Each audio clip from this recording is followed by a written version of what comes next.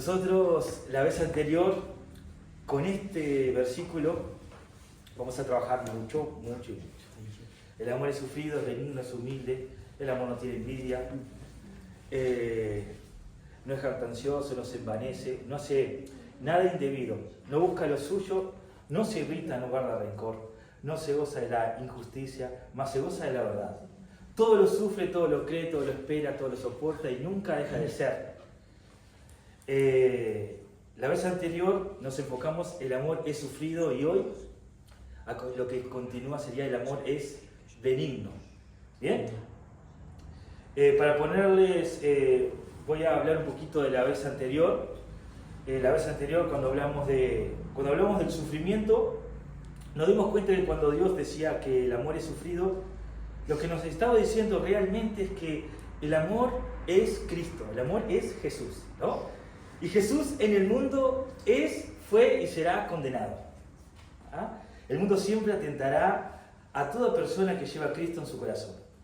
El mundo siempre atacará a Cristo y lo hará sufrir. En conclusión, si hay Cristo adentro, entonces el amor será sufrido. ¿Ah? Pero eso ocurre aquí. Y eso no va a ser para siempre. ¿Ah? Sepan que eso ocurre acá, en este terreno. Pero un día el sufrimiento ya no será parte de nosotros. O sea que eso es como una consecuencia de tener a Cristo en nuestro corazón. Pero Cristo nos dice, hey, yo voy a sufrir con ustedes, si el mundo los tira, yo los levanto. ¿Ah? Así que tengan eso también presente. Cuando me tocó verlo y profundizar sobre el amor es benigno, me encontré con algo distinto. Su enfoque es totalmente diferente y hasta diría opuesto. Pues en el amor sufrido estaba enfocado en nosotros, ¿verdad? En todo lo que soy capaz de soportar si Cristo vive en mí. Ahora, cuando su amor es benigno, ya Dios no está tan enfocado en su definición, sino en que podamos ver con los ojos con los que Él ve. Dios quiere que veamos como Él ve el mundo, con sus ojos. Eso nos hace comprender que desde el vamos, en donde está el terreno de la bondad, se encuentra en el exterior. El amor sufrido se encuentra aquí, pero la bondad se muestra en el exterior. Pues claro, Dios está en mí y en Él soy completo. En Él se encuentran todas las cosas.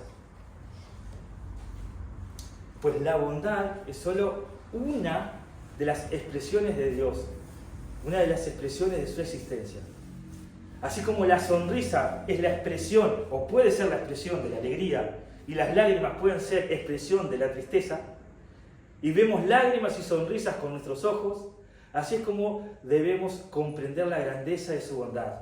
La expresión de la bondad de Dios la tengo que ver con los ojos de Cristo en mí, y tiene que ser con nuestros ojos espirituales. No sé si logré entender ese concepto de que Cristo en mí, Él se expresa, si quiero ver su bondad, tengo que verlo. Entonces Dios está enfocado en que nosotros veamos con sus ojos. Cuando se me vino esto, lo primero que me imaginé, Dios nos dice que somos luz en este mundo. Entonces digo, si ciegos con lámparas, somos luz en este mundo, pero a lo mejor somos ciegos y todavía no podemos ver la grandeza y el amor de Dios que nos muestra en nosotros. Porque tenemos que ver con sus ojos, no con los nuestros. Así que si me permite, voy a orar por esta enseñanza. ¿Ah? Y bueno, para que Dios se pueda expresar en mí de la mejor manera. ¿Te parece? ¿Ok? Bueno, querido Padre, damos gracias el día de hoy por este día, Padre, gracias porque estamos reunidos, porque tú estás en nosotros, tú estás presente aquí. Padre, somos tus hijos, estamos rendidos a tu voluntad, Padre. Te pido que el día de hoy seas tú quien te expreses y que tu sabiduría toque en nuestros corazones. y que nosotros el día de hoy podamos lograr ver con tus ojos, Padre. Entender lo que significa ser benigno, lo que es la verdadera bondad de Dios. Padre, te pido que hoy nos ayudes a tener esos ojos espirituales con lo que tú ves y que nosotros a través de ti podamos ver tu grandeza, Padre. En el nombre de Jesús. Amén y amén. Amén. Sigo con lámparas. Es algo que se me ocurrió como para darle un título a esto. Y bueno, quiero hablar un poquito sobre cuando Jesús estaba en el monte. Y Jesús dijo en Mateo 8:8: bienaventurados los de limpio corazón, porque ellos verán a Dios. No sé si está ahí. Bien. Más adelante declara en Mateo 6:22: la lámpara del cuerpo es el ojo. Así que si tu ojo es bueno, todo tu cuerpo estará lleno de luz. Los de limpio corazón son los que tienen ojos buenos. Pueden ver como Él. En lo siguiente dice: es Dios quien nos otorga la gracia del poder reconocer a Jesús en el otro, observando desde la propia perspectiva de su corazón. Cuando el profeta Isaías, en el capítulo 53, se refiere a Jesús, nos da a entender que físicamente Jesús no era atractivo. Esto me llama mucha atención. Oye, mirá, él da a entender que él no era atractivo. En él no había parecer ni hermosura. Eso es algo que me sorprendió muchísimo. La palabra de Dios dice de Jesús: más sin atractivo. Lo atractivo no estaba en él. En cuanto a todo lo que el hombre cree poseer, dinero, posesiones, propiedades, él eligió no tener nada, porque sabía que era la única forma en que el Padre podía tenerlo en él por completo. Sobre eso decía: el Hijo del Hombre no tiene dónde recostar su cabeza. Su elección de vida está ligada a una dependencia absoluta del Padre. Pero después de escribir esto, el profeta continúa diciendo: para que le deseemos. En lo siguiente voy a hablar de Isaías 53, del 2 al 3. Subirá cual renuevo delante de él, y como raíz de tierra seca, no hay parecer en él, ni hermosura. Le veremos más sin atractivo para que le deseemos. Aquí aclara bien que no había ni parecer en él, ni hermosura. A veces nosotros lo vemos precioso a Jesús en las películas, pero eso pareciera que no era tan así. Es la primera vez que alguien nos estaba enseñando a ¿qué? Amar al ser puro y no a las cualidades sobrepuestas de las personas. Nos está enseñando a amar al ser puro. Nos está diciendo de amar por el solo hecho de ser personas. La luz había llegado al mundo. Jesús, el Hijo de Dios, pudiendo elegir de la manera de estar entre nosotros, Él podía elegir como quisiera estar. Eligió serlo sin tener nada de todo lo que el mundo ama: belleza, fama, dinero y poder. Y yo me pregunto, si Jesús hubiera preferido ser de otra manera, imagínense que Dios hubiera elegido ser de otra manera, venir al mundo de otra forma, ¿qué habría sido de todos los que no reunimos esas características? ¿Quién nos habría amado de esa forma? Ahora sabemos que el Dios de amor, el creador del universo, el creador de tu vida, de la mía, ahora está entre nosotros. Ciegos sin lámparas. Nos hace falta argumentar el hecho de que hay personas fácil de amar y otras difícil de amar. Y aquí quiero hacer un paréntesis. Estoy hablando de Dios y de cómo Él era Él en este mundo. Pero ahora vamos a enfocarnos un poco en nosotros, en la iglesia, en nuestros hermanos. Nosotros hemos decidido ser hijos de Dios, entregar nuestra vida a Él y hacer su voluntad, ¿verdad que sí? Levanten las manos. ¿Soldados de Cristo? Bueno, esto no es nada nuevo, ¿verdad? Hay personas fáciles de amar, hay personas difíciles de amar, ¿verdad que sí? Ha sido lo difícil. Hay personas que son molestas, otras son agresivas, otras les cuesta relacionarse. De manera que cuando alguien se le acerca, hay maltrato. Reaccionan como cactus al momento de que uno los quiere abrazar. De verdad, hay gente difícil de amar. Y bueno, y ahí es cuando a veces uno escucha expresiones nuestras, de los cristianos, que han decidido hacer su voluntad. Y tal vez alguno se sienta con esa experiencia, haber vivido esos momentos. Incluso uno haberse expresado de esa manera. Dice, no tengo nada en contra de ese hermano, ¿verdad que sí? No tengo nada en contra de él, simplemente mantengo distancia para no tener problemas. No sé si a alguno le ha pasado eso o ha vivido eso entre nosotros. No tengo nada contra ese hermano, mantengo la distancia para no tener problemas. Sin darnos cuenta que ese es el problema, la distancia. Cuando este hermano los maltrata, toman distancia. Y como toman distancia, en lugar de amarlo, este hermano se pone peor. Y como se pone peor, toma un poco de más distancia. En lugar de recibir afecto, estas personas cultivan rechazo. Y así es como comienza a formarse un círculo vicioso que nada tiene que ver con el corazón de Jesús. No queremos cometer ese error, ¿verdad que no? Y tengo una pregunta para todos nosotros. Y esta pregunta dice así: ¿qué hacemos con esas personas? ¿Qué hacemos con las personas que son difíciles de amar? ¿Las salvamos o las tiramos a la basura?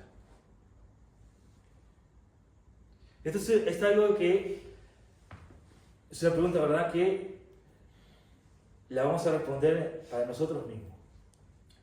Pero ¿qué hacemos con esas personas? Esas personas existen, ¿verdad que sí? Algunos siempre conocen a alguien difícil de amar. ¿Pero qué hacemos? ¿Qué vamos a hacer? Cuando me hice esta pregunta, lo primero que se me vino al corazón es: Dios tenga misericordia de nosotros.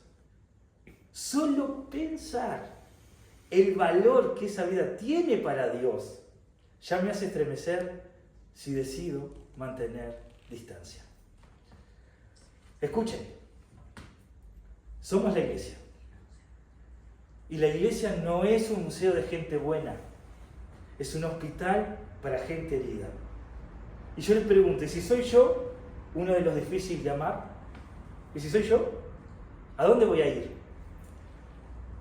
¿A dónde va a ir esas personas si no vienen a nosotros que somos la iglesia de Cristo? Si no es a nosotros, sabiendo que nuestros corazones fueron visitados y transformados por el infinito amor de Dios. Entonces, necesito que vayamos desprendiendo la mirada nuestra para empezar a comenzar a ver cómo Dios nos ve. ¿A dónde irán? Y aquí tengo algo que les quiero compartir. Hace unos años escuché a una persona expresarse sobre el fallecimiento de su hijo. Yo tengo un hijo. Y escuché a un cristiano expresar sobre el fallecimiento de uno de sus hijos. Y él dijo lo siguiente: Dios, en su infinita sabiduría y amor, decidió llevarse a su presencia un hijo mío. Es imposible explicar ese dolor para alguien que no haya atravesado esa experiencia. Sin embargo, Dios me hizo saber que ese tiempo que nadie podía entenderme mejor que Él, porque Él sabía muy bien lo que era ver sufrir a un hijo. La diferencia es que yo hubiera dado 100 veces mi vida para que mi hijo pudiera vivir y no sufriera. Pero Dios había entregado al suyo voluntariamente, solo por amor a mí. Cuando escuché esto, confieso que en mi vida logré comprender la dimensión del amor de Dios, de cómo te está amando, de cómo te ama a ti, Priscila, de cómo te habla a ti, Maxi, a cada uno de nosotros. La dimensión de cómo nos ama Dios. Aquí dice que es como que desborda un océano interminable. Dios me estaba enseñando a ver de la forma en que nunca había podido ver a las personas. El huérfano, el mendigo, el marginado, el enfermo, el abandonado, todos son disfraces dolientes de Jesús para que nosotros podamos expresarle nuestro amor práctico, real y verdadero. En el siguiente, que esto quiero que nos grabemos a fuego en nuestro corazón. Esto es algo que lo tenemos que llevar siempre. No amamos a la gente por Cristo, sino a Cristo en la gente.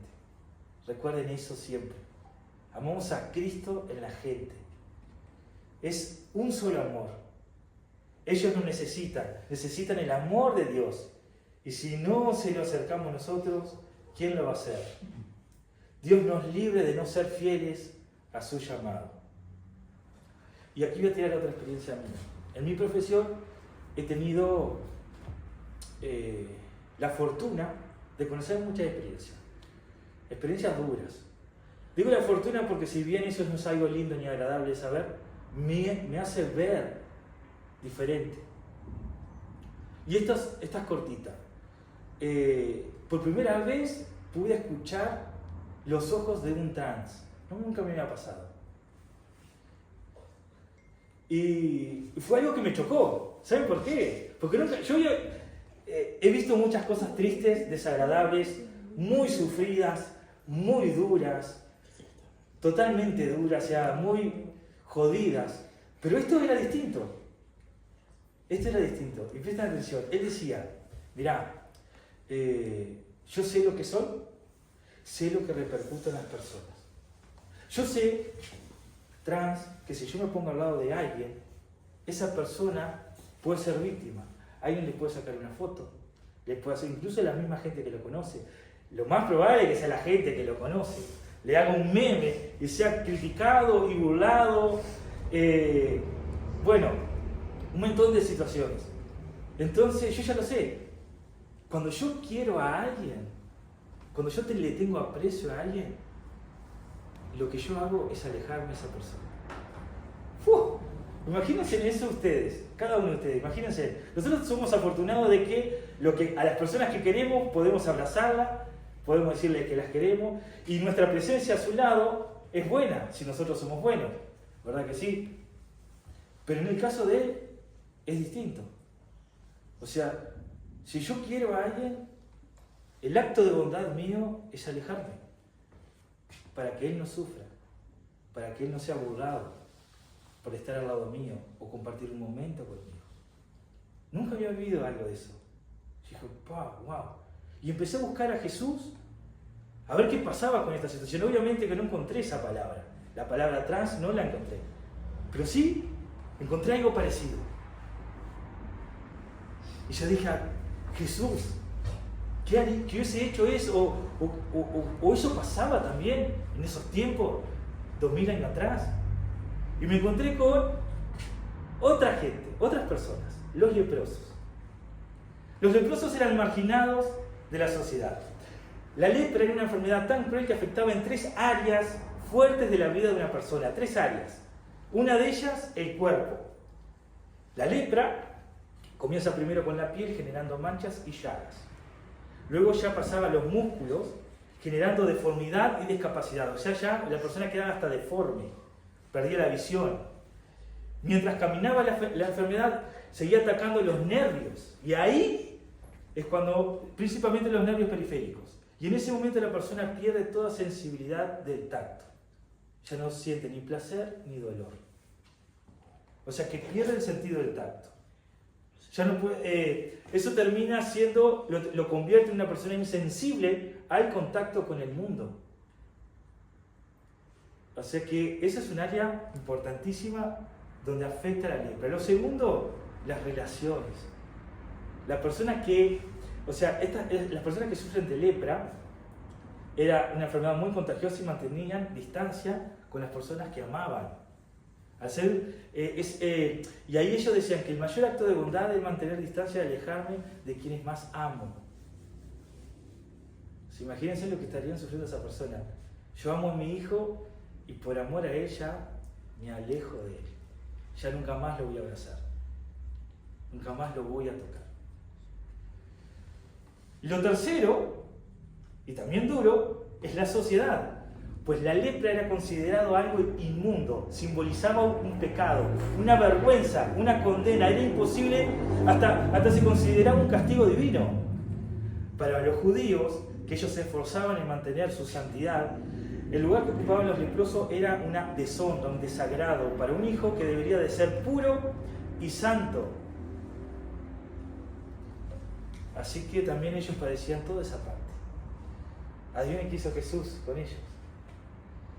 Cuando venía, se acercaba uno a distancia, los mismos discípulos decían, no Jesús, no te acerques, es un leproso, pero él iba y los abrazaba. Yo no sé a cuántos él sanó de la lepra o no, no lo sé, pero el amor de Jesús siempre estuvo. Su carácter, su persona, su corazón. Jesús estaba con los que nadie quería estar. Él era relacional, amable, amoroso con todos. Y si decidimos que seguimos a Cristo, debemos de imitarlo, hacer lo mismo que Él hacía. En el Evangelio de Lucas 5, del 31 al 32, Jesús explicó: los que están sanos no tienen necesidad de médicos, sino los enfermos. No he venido a llamar a justos, sino a pecadores al arrepentimiento. El Señor lo que estaba diciendo es que no hay gente mala, solo hay enfermos, personas que no conocen el amor de Dios, que no han sido amados con el amor que todo lo transforma y que debemos tener cuidado y no confundirnos de enemigo. Cuando hablamos de imitar a Jesús, es evidente que no estamos hablando de una tarea fácil, ya que la negociación inhibe nuestra conducta carnal. En la cruz la sangre es derramada y la carne es sacrificada, acabando con nosotros, con nuestro viejo hombre. No es fácil darse cuenta de que no somos así, que no nos parecemos a Jesús, de manera que no nos sale naturalmente el comportamiento como Él. O sea, es difícil ser Jesús o imitarlo, pero fuimos llamados a eso. Y aunque no nos salga fácilmente, podemos poner nuestro esfuerzo en copiar sus actitudes. Es un acto de negociación en lo que en realidad somos y deberíamos ser. Así que, en resumen, cuando tengamos un hermano... Bueno, la otra vuelta yo estuve hablando con mi hijo, ¿no? Y mi hijo dice, vamos a mirar películas y con jóvenes, y miramos películas. Y esta se la tiro a ustedes, porque yo les cuento que para nosotros los grandes es difícil a veces entender cosas. Pero para ustedes no. Hay cosas que ya las tienen más digeridas. Y yo me acuerdo, por ejemplo, una película que eran Los Vengadores. Muchos la habrán... ¿Quién miró Los Vengadores? Muchos la habrán visto, estoy seguro. Y bueno, en una parte había un multiuniverso, ¿no? Donde uno iba al pasado, al futuro y demás, y se encontraba con uno mismo. Y yo, para mi cabeza era tremendo eso. Y quedé enseguida. Y yo digo, wow, entonces, pero eso es lo que dice Jesús. Escuchen, cuando Jesús dice, amen a nosotros, amen a los demás como a sí mismos, a sus semejantes. No está diciendo, lo que nos está diciendo es que si yo voy caminando por la calle, hagan de cuenta de que yo vengo del futuro y me veo a mí mismo en la calle, en situación de calle. Y me estoy viendo a mí mismo, soy del futuro, soy un tercero. Ustedes no le darían indiferencia a sí mismos, a ustedes mismos. Primero les daría dolor y tristeza de verse así, ¿verdad que sí? Y no mirarían al costado, claro que no. Y tal vez no se animen a hablarse, o tal vez se animen a darse un consejo. Vaya a saber, cada uno sabrá qué haría en ese momento. Pero no serían indiferentes a ustedes mismos. Claro que no. Pero Dios dice que Él está en cada uno de ellos. O sea que ahora cambia la cosa. Cuando vemos a las personas, Él se reconoce en su obra. Ya ni siquiera somos nosotros, ya es Él. Si lo amamos, tenemos que amar a las personas. Hay un versículo que dice, donde Jesús, ¿no?, en una de las enseñanzas, le dice: hey, ven, Joel, ven a recibir tu herencia, porque Dios te ha bendecido, ven a recibir la herencia de Dios. Y ahí explica: porque cuando yo tuve hambre, tú me diste de comer, cuando yo tuve frío, tú me abrigaste, cuando yo estuve en la calle, tú me diste alojamiento, cuando me enfermé, tú me visitaste. Y esta persona dice: o sea, gracias, pero no, o sea, no estás hablando de mí porque, o sea, es la primera vez que yo puedo verte. Digo: no, te aseguro que todo lo que venís haciendo por mis hermanos, aún por el más pequeño, lo has hecho por mí.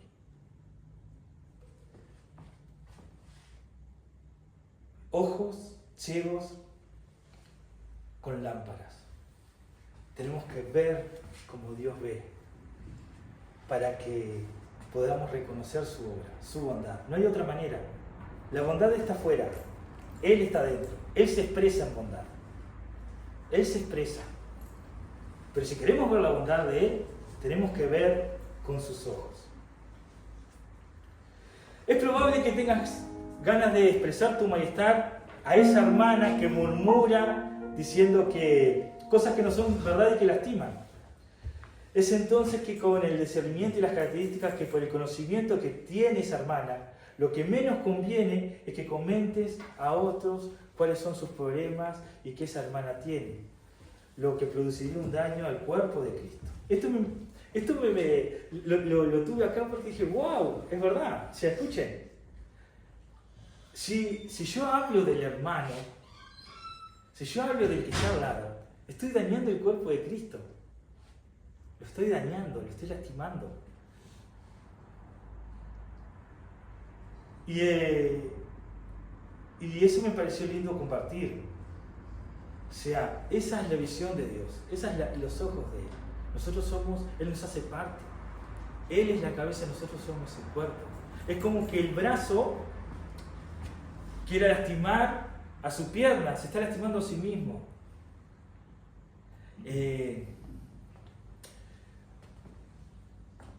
Para graficarlo de otra manera, el ser humano pone títulos y le pone nombre a todo, ¿verdad? Le ponemos nombre a todo, pero cada nombre creado por nosotros nos diferencia y nos separa. Profesores los separa de los alumnos, ¿verdad?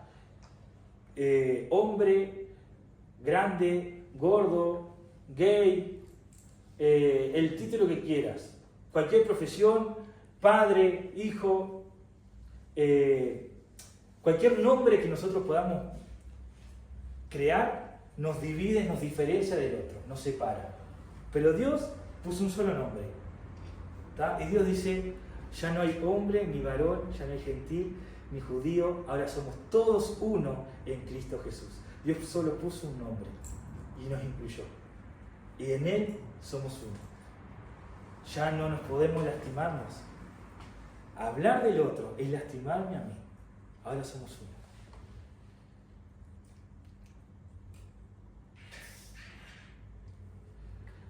Cuando quede poco de nosotros y mucho de Jesús, ese va a ser el momento en que algunos empiecen a reconocernos. Y cuando más de Cristo hay en nosotros, más pura es su imagen, sabiendo que Él comenzó la buena obra en nosotros, la perfeccionará hasta el día que de Jesucristo. Con cuánta profundidad ahora entendemos que Él es el único camino, la única verdad y la única vida real para el cual fuimos creados. En Él ya nadie tiene la necesidad de ser exitoso, bello, elocuente, inteligente, popular o sentirse alguien en la vida para ser profundamente amado por Dios, porque Él ama el ser puro. Porque nada de eso resulta necesario para que Dios nos ame, como nunca nadie podrá amarnos. Él ama al ser puro. Dios no hace acepción de personas. Ahora vemos lo bueno que es el amor de Dios. Ahora entendemos qué significa el amor es benigno. Es en Mateo 25 que Jesús le puso una verdadera bisagra al Evangelio, cuando dijo que Él decía convertirse en el otro. No solo para que quede claro que la forma en que Dios nos ama hace que Él reconozca a su propio Hijo en esa persona, sino que también amar y abrazar a Dios es una forma natural, diaria, real y concreta. Jesús decide ser no solo el pan de vida para que cualquiera de nosotros que coma, Él nunca más vuelva a tener hambre, sino que también decide ser el hambriento para que tú y yo podamos darle de comer, vendar sus heridas, cubrirlo cuando tiene frío, abrazarlo en soledad, reír con Él y llorar con Él. Dios nos da a entender claramente que de la misma manera que amamos a la gente, es la manera en que amamos a Dios. Y de algo podemos estar seguros, y es que en aquel día seremos medidos por la forma en que supimos reconocer a Jesús en cada uno de ellos. Presten atención a esto, porque llegará el día en que seremos medidos de Jesús. ¿Y saben cómo vamos a ser medidos? De la forma en que supimos reconocer a Jesús en cada uno de ellos. Si no vemos como Él, no vamos a poder entender la grandeza de lo que significa el amor es benigno. Por eso que nunca le interesó que sepamos su significado, sino que veamos como Él ve. Ya no queremos ser ciegos con lámparas, ¿verdad que no? Juan 3:16, porque de tal manera amó Dios al mundo, que dio su Hijo unigénito, para que todo el que crea en Él no perezca, sino que tenga vida eterna. Romanos 5:8, y con esto me despido y doy fin a la prédica. Dios demuestra su amor por nosotros en esto, en que siendo aún pecadores, Cristo murió por nosotros.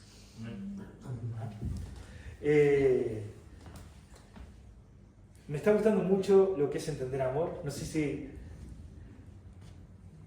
en la vez anterior, cuando se trató lo que es el amor sufrido, hice una referencia en que cada uno crea esa palabra a su manera. Es imposible no serlo. Y tenemos el gran deber de destruir lo que habíamos construido para entender que amor es Cristo y saber qué es Cristo y saber qué significa el amor y qué es Dios. Porque cuando nos toque amar, si aún no hemos destruido lo que hemos creado de amor, lo vamos a amar a nuestra manera y no vamos a hacer la voluntad de Él. Es un trabajo durísimo, difícil, pero créanme que va a valer la pena. ¿Sí? Y voy a reforzar una canción que hice la vez pasada, que habla de todo este proceso y esos pasos gigantes que hacemos en el Señor, que dan buenos frutos y que la gente después lo va a poder ver. Voy a compartirles esta canción, y mientras canto esta canción, quiero que se enfoquen espiritualmente en poder ver como Dios ve. Ustedes saben que Cristo hay ahí, cada uno tiene a Cristo en su corazón, ¿verdad? Cada uno lo aceptó, hay Espíritu Santo en ustedes. Solo hay que negarse a uno mismo. Ahora quiero que intenten tener esa comunión con Dios. Y si esta canción ayuda, bienvenido sea entonces. Y que podamos tener un momentito con Él, ¿tá? Y que con nuestra fe en comunidad, unos con los otros, nos apoyemos para que podamos tener esa intimidad con Dios. El negarse a uno mismo es muy difícil, pero cuando Dios está en nosotros y le dejamos expresarse, milagros ocurren. Y quiero que, y sería algo injusto no poder ver sus milagros, sus maravillas. El amor, que es benigno, lograr verlo, es un privilegio. Si te comentan por ahí que para todos es reír, Diles que tú estás en mí. Y si no entienden la razón por la cual puedo sonreír, dile que tú estás en mí. Con tanta falta de tiempo me destruía el corazón. Tú la curaste con tu amor. Y de que todo aquel rencor que es producto del dolor, tú la curaste con tu amor. Hasta que sea irreconocible para aquel que ayer me vio y en tu plan nunca creyó, Señor. Y tu sangre me tiñe y me da un nuevo color, con pinceles de favor que escriben en mi corazón tu nombre haciendo distinción de lo que antes era y ahora yo soy, que escriben en mi corazón tu nombre haciendo distinción de lo que antes era y ahora yo soy. Para que sea irreconocible para aquel que ayer me vio. Más que un milagro o que descienda fuego, Señor, necesito de tu paternidad. Aun si me siento solo o en medio de un problema, que tú te fortalezcas en mi debilidad. Más que un milagro o que descienda fuego, Señor, necesito de tu paternidad. Aun si me siento solo o en medio de un problema, que tú te fortalezcas en mi debilidad.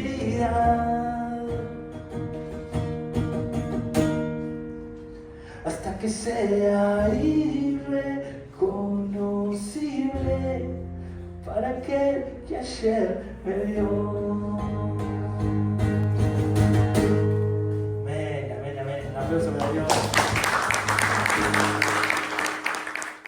Si estás viendo este video, te felicito por querer buscar más de Dios. Si hoy decidiste entregarle tu corazón a Jesús, o si querés conocer más acerca de cómo somos iglesia, te invito a que puedas escanear este código QR que aparece en pantalla, o entrar al link que aparece en la descripción de este video y conectar. Alguien del equipo se va a poner en contacto contigo de la manera que vos prefieras. Y te invito a ser parte de esta gran familia. Somos IML.Gracia. Amamos a Dios, amamos a las personas y hacemos discípulos.